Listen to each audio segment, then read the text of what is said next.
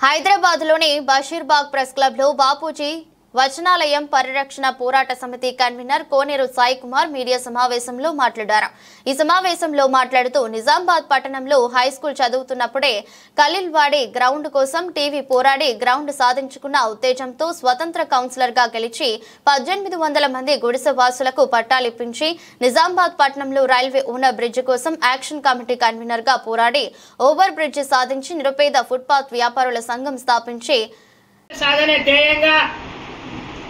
స్వరాష్ట్రం కోసం జరిగినటువంటి ఉద్యమంలో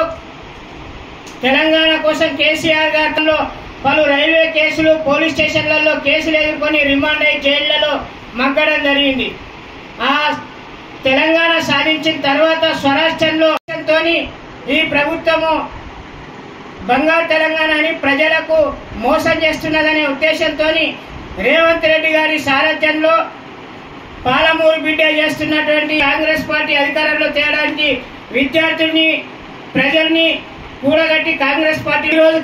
పార్టీ రేవంత్ రెడ్డి గారి ఆధ్వర్యంలో అధికారంలోకి వచ్చింది. మా జిల్లా అందులో ఉపాధ్యక్షుడిగా మా కళాశాలలో చదివినటువంటి మహేష్ కుమార్ గౌడ్ గారు పెద్ద